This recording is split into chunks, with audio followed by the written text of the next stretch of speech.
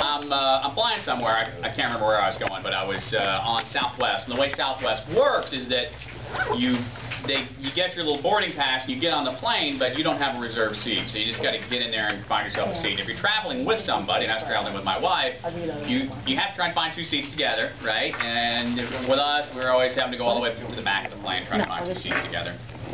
So anyway, we're boarding the plane, we're walking back, and we get all the way to the back, and there's 2 seats on the left-hand side and 3 seats on the right-hand side. And ideally, you could get the 3 seats, and you could have a spare seat in between you. You know, you have some space, whatever. But there was a little bag, like a little lunch box or something, in the middle seat of the very back row. And it was a plane that had just come in, people had unloaded, and everybody was climbing back on, and it was running late, and everybody was hustling and bustling, and I thought, oh, well, somebody's obviously sitting there, so we took the other 2 seats on the other side.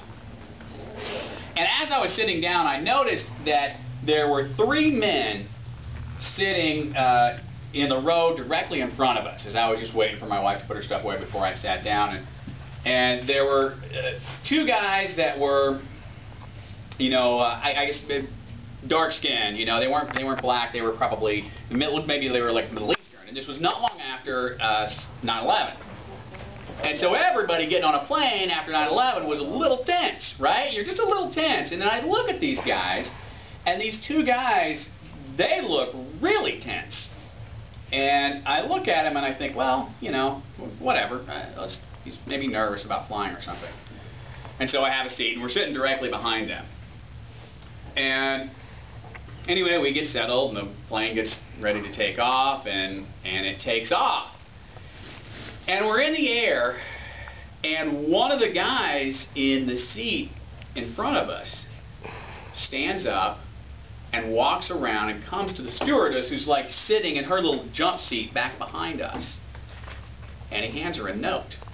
And my wife is totally oblivious. She's reading, I don't know, People magazine or something like that, paying no attention at all. And I'm sitting there and I'm watching all this. And you know, after 9/11, what they always said was you have to be aware, you have to pay attention, you have to look for items that are out of place. A bag that gets left behind. You know, somebody who their behavior seems strange or awkward.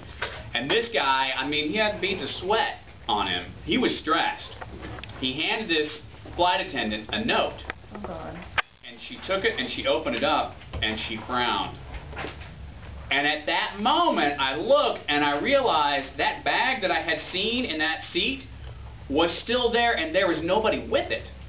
So it was an unattended bag. This is what they tell you to look for, an unattended bag. And I think, this is it. I'm on a plane that's going to get hijacked, and I'm the only person on this plane who knows. What am I going to do? And my heart rate just went through the roof, you know, and I'm thinking, oh my God, what do I do? You know, do I jump this guy? Do I try to get to the cockpit and let them know? What am I going to do? This is it. Oh my gosh. And I'm just clenching the seat. And the guy goes back, well, he's standing there while she's reading it, and one of the guys with him turns around and looks at the other guy and says something to him in Spanish. Mexican. Okay. And it turns out he was just scared of flying. That's all it was.